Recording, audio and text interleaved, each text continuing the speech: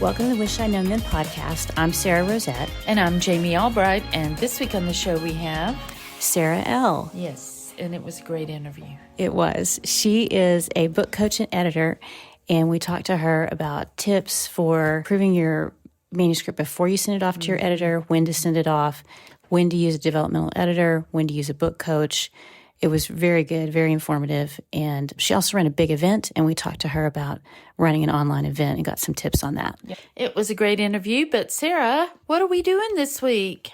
We are at Author Nation. Yes. And so this intro is going to be super short and sweet because we hope this recording turns out okay. It's not our normal way of recording, so hopefully it'll be good. But we're just doing a quick recording before we go down for the first official day of events. And what are you doing here, Jamie? Well, I am the MC on one of the stages, and I'm hosting two author panels, one on romance and one on romantasy, which I'm really excited about because I read romantasy, but I don't really have any desire to write it. But I am curious about the romantasy phenomenon. Yeah. So you have lots of good questions. Yeah. Hopefully I do. So and yesterday was vendor day, and we just walked around, talked to a lot of vendors. Hopefully we're going to have some of them on the podcast. So that was good. But the big news is yesterday I got my developmental edits back and I read the email, which was very nice, but I had not opened them until last night, and I opened them last night, and it's jarring, but it wasn't bad. I mean, it wasn't bad. Nothing that isn't fixable, and she gave me some really good ideas. So, well, that's excellent. That's why we do it, right? Exactly. I'm very excited. Yeah. I think we should get on to the interview. Yeah, let's do that. All right. Here's Sarah. We are really excited to talk with Sarah from Plume Editorial today. How are you, Sarah? I'm great. Thank you so much for having me. Well, we are very excited to talk to you. I've heard about you from Sarah. Looking forward to it. Yeah. Great. Me too. So let me read your bio real quick. Sarah is a fiction and nonfiction editor and coach and developmental editor. She helps both aspiring and experienced writers create, revise, and polish their content of their manuscripts, which we all need that so much. So tell us how you got started working with writers, and tell us the genres you work with. Sure. So my background is in media studies and communication studies initially. I held a few positions in media and conference production. So I worked in the media industry for around 10 years. It was cool. I liked it, but it was really never a passion, and it was never fulfilling.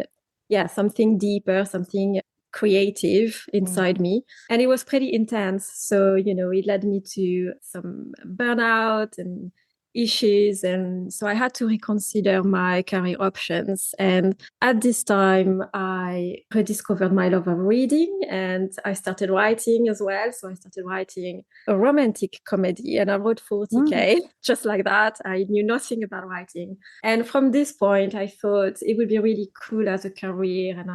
And I really wanted to do this. And then I really wanted to help other in the meantime and at the same time. So I started taking some courses and learning about the craft. And then I started taking courses on developmental editing. And for around 2 to 3 years, I trained and learned about the craft. And then I got hired as a freelance author coach and editor for a writing school / hybrid publishing company. And I worked for them for 2 to 3 years.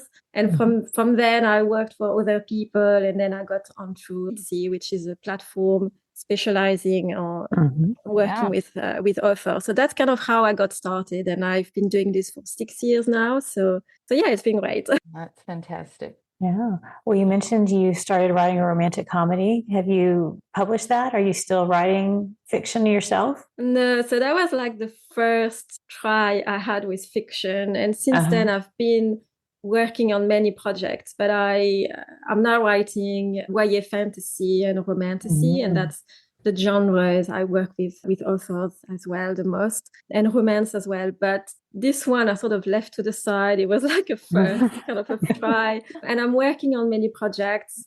but I haven't published anything yet. It's taking me a long time, and Right. I'm enjoying the process, so I'm good with that.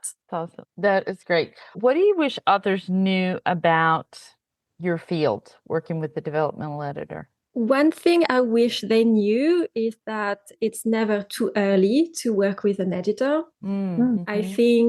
I think there is this myth that you have to have a perfect manuscript before you approach an editor, but that's not the case. Obviously, if you want to have a developmental editing, which we can talk more later, then yes, you need to perfect your manuscript a bit more, but there are so many other ways you can work with an editor. Before then, you can have a manuscript assessment, or you can work with a book coach. So it's really never too early to work with someone. So that's the main misbelief I think writers have in my field. So what would be the difference between like a book coach and a developmental edit? That's a great question. The main difference is a book coach will work with a person and with a manuscript, and an editor will work with a manuscript. So that's the main difference. Yeah.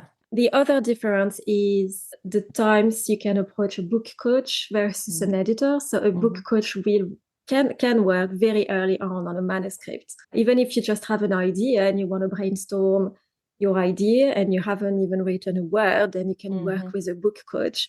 But to work with an editor, you need to have at least a first draft. So even if you want to have a manuscript assessment, you do need to have a first draft for this. Some editors offer services such as an outline critique or a plot critique. So you can also have some ways to work with an editor before then.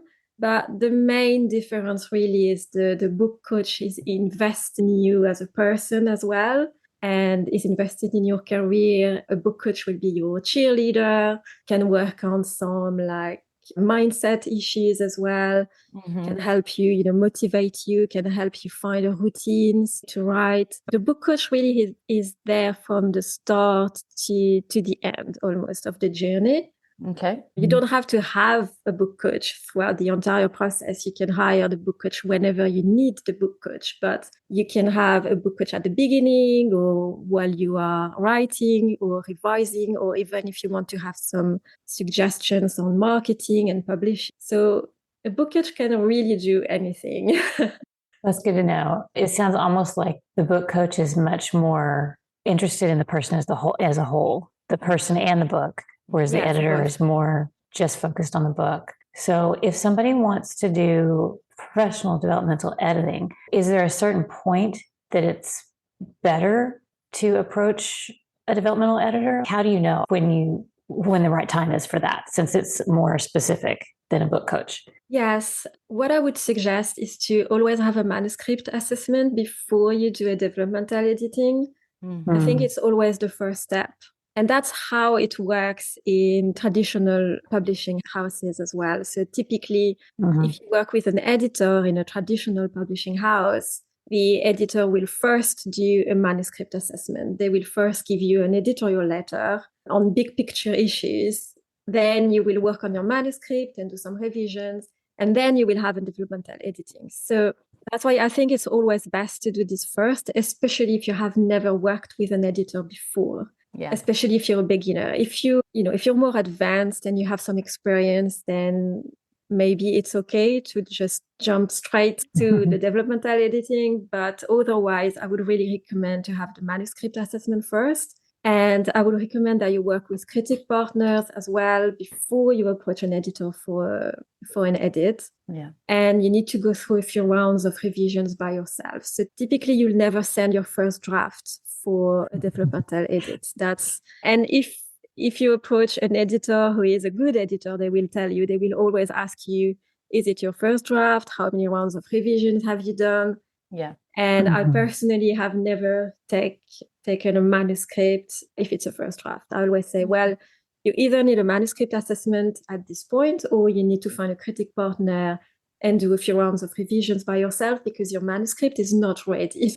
Yeah. Is there anything that you wish you knew about working with authors when you started? I was thinking about this, but not really, to be honest. It has been pretty amazing meeting authors and working with them. I met so many incredible people, and it's been like a blast. So I don't really see anything I wish I'd known. Right. But I would say something maybe I wish I'd known about the industry as a whole, how long it takes to write a book and to revise a book and to get published. And, I'm sure you've heard about this before, but it is a long process. Even for So myself. long. It kills us sometimes. Yeah. And it's okay. And a few years ago, I got frustrated, to be honest, because of how long it was for myself. So as a writer. And I got to the point I got really frustrated. But then I had to remind myself that publishing and writing, it's a journey. So I was really thinking about the destination. And I think a lot of writers do the same. They think, oh, I can't wait to be published. I can't wait for this. I can't wait for this. And they keep their eyes on the prize as if only this matters. But what matters really is the journey and the skills you learn and everything you learn throughout the process. Once I've reminded myself of this, it was 2 to 3 years ago, I've enjoyed writing so much more. And I felt my skills are so much better and I'm a better writer because I am enjoying the process. I have fun and I know it will happen. I know my manuscript will be ready one day. I know I will publish. I know inside of me. And I don't need to know when. I don't need to know if it's this year or next year. I just need to know that I'm getting better. My drafts are coming along. And I just think if writers could see the writing as a journey as opposed to a destination, then it will be easier for them as well. Yes. Oh, yes. I'm in the middle of revising this book, and I revised 4 chapters. I think 4 chapters. It's a lot. But anyway, I was on my way home because I work at Starbucks. I was on my way home, and my mom called, and she said, "What are you doing?" I said, "Well, I'm going home. I'm leaving Starbucks." And she said, "Oh, you got finished?" And I was like, "No, I'm not finished." But what she meant was, "You're finished for the day." And I was like, "But that doesn't, like 4 chapters I should be going, yes."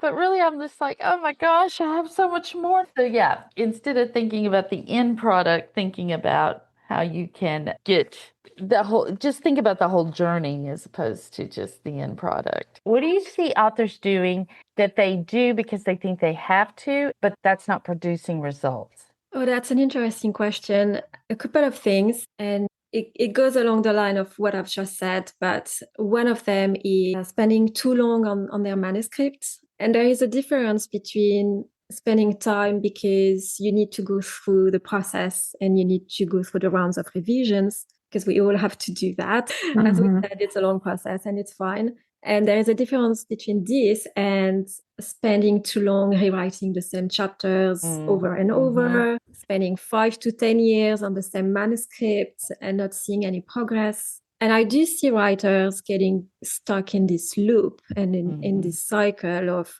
rewriting and, not really making any progress. So one thing I would suggest is, first of all, to pause what you're doing and start a new project. Because if you've been stuck for too long on this project, it will be good for you to just do something else. So it will give you a breath of fresh air. It will give you more motivation and you will improve your skills just by working on something else. And then the second thing is to get some help. It could be with a critic partner, or it could be with a book coach or an editor, but just get someone to help you get unstuck, because otherwise you're just going to get stuck forever and forever. Right. So that's one thing. And then the other thing is, because I'm on this platform called Readsy, I meet a lot of writers who want to traditionally publish. I meet more of them than people who want to self-publish for some reason. And it's good to have as a goal. There is nothing wrong with that. And I think all the paths to publishing are valid. So to have a dream of traditionally publish is great. To want to self-publish is great. Everything is good. But what I'm seeing is a lot of people really want to traditionally publish and they don't really see other options. So they don't really consider that they could self-publish or that they could go another path. And this, just as I've just explained, sometimes they get stuck for years and years querying and trying to get traditionally published deal. And then they get a manuscript assessment, they query more, they get another assessment and they query more, and they get stuck in this loop. So I really want to encourage people to have a plan B and to give yourself a deadline. If you want to that's a good idea. traditionally Yeah. publish, it's good to have as a goal, and I love this goal for you. But make sure you have a deadline. So give yourself, say, 6 months to 2 years to try and get an agent. Work on your next project while you do that. And if it doesn't work, just self-publish the book, move on to the next project. And just because otherwise, again, you can get stuck for a long time. So if you only have this goal of traditionally publish and that's your only goal, then fine. But if you want to make a career as an author and you want to make money and you want to put your work out there, then I think there are other ways. Yes. And that is something about traditional publishing is it is beyond your control. You can try it, but I think having a deadline is a very good bit of advice because you can't control the market. And if what you write is saturated, they may not pick up your book. So yeah, great advice. Have you noticed any similarities in writers who've been successful over the long haul? Yes, I certainly have. It will be a little bit the opposite of what I said, probably. So the first thing is writers who are successful, they tackle their mindset issues. I think that's one of the first things. They are not afraid to go to explore the root cause of their issues. And if they get stuck or if something isn't working, they ask themselves, what am I afraid of? What am I scared of? And to really try and tackle these mindset issues, because maybe you're not making progress on your first draft, or maybe you're not making progress with publishing, but what is holding you back? And people who are successful are the people who ask themselves what is holding them back, and they tackle those issues and then they move forward. So that's one thing. The other thing is writers who are better at building consistent routines and habits.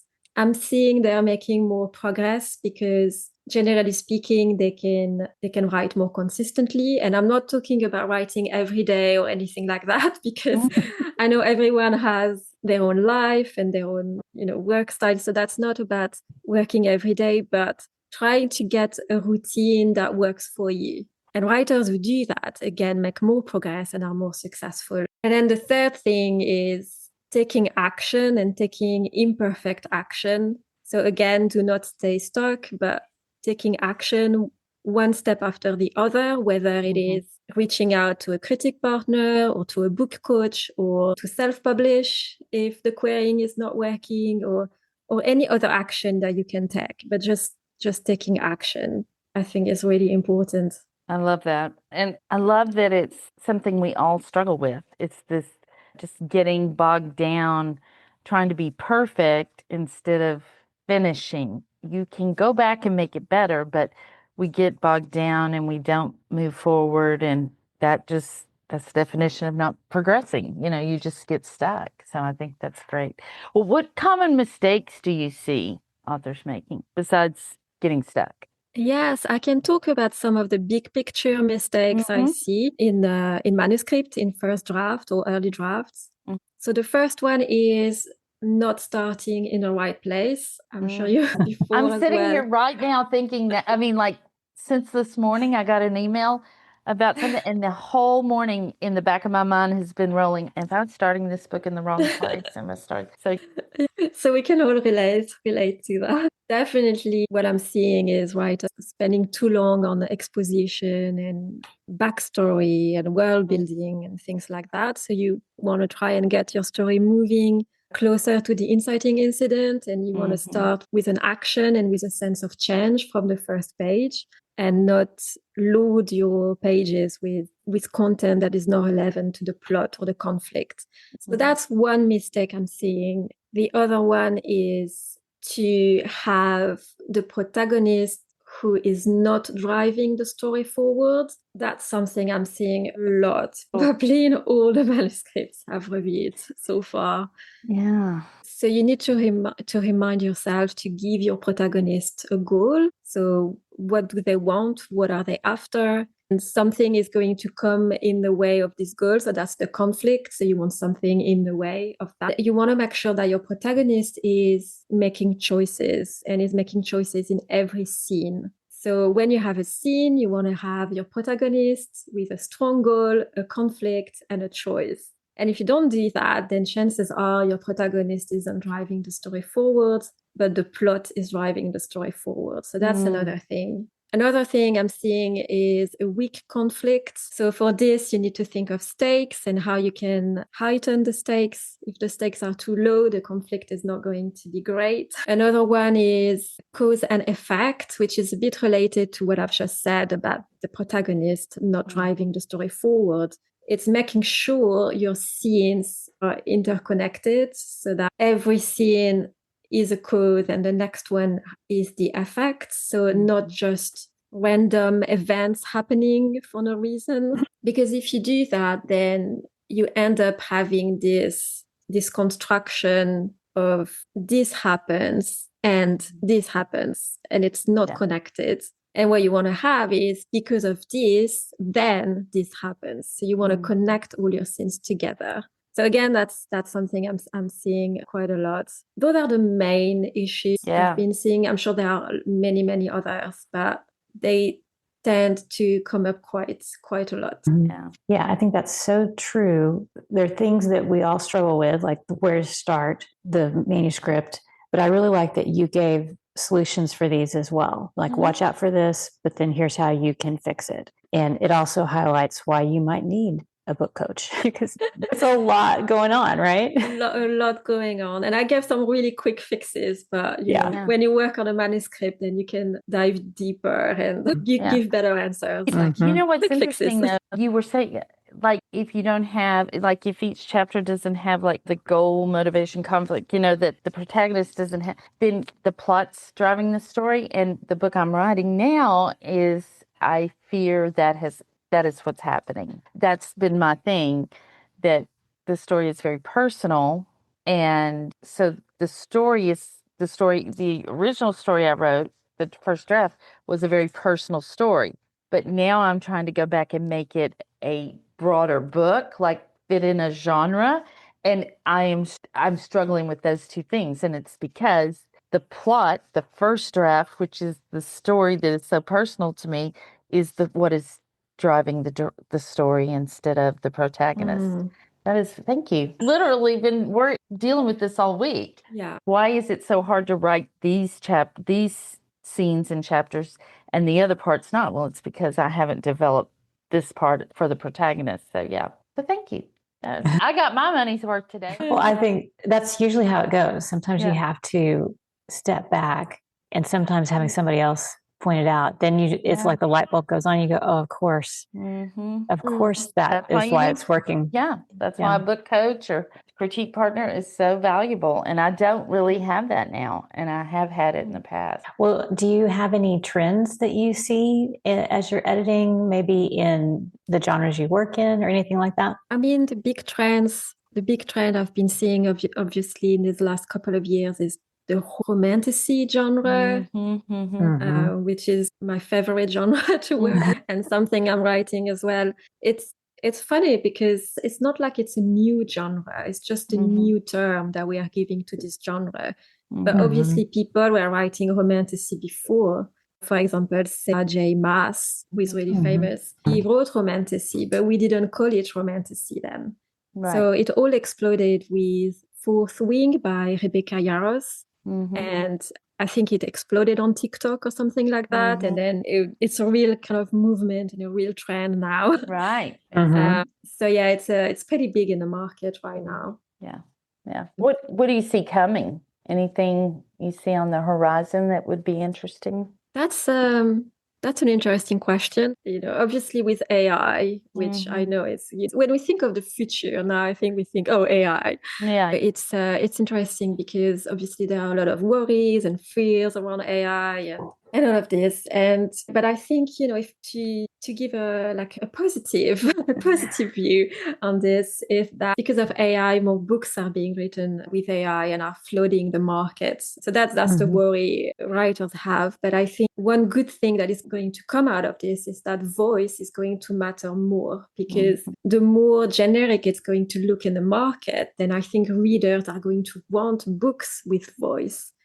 So I think that's a good thing for us writers because we can work on our voice, we can perfect it. That's what readers are going to want because that's what readers want. It's voice, it's emotion, it's all these kind of things. And AI cannot do that. AI can be great for things like marketing and a bunch of things, but when it comes to really, it's the writer voice that is connecting to the reader's heart, and that's not going to disappear. I think that's going to become stronger, but maybe I'm very optimistic. I'm not sure.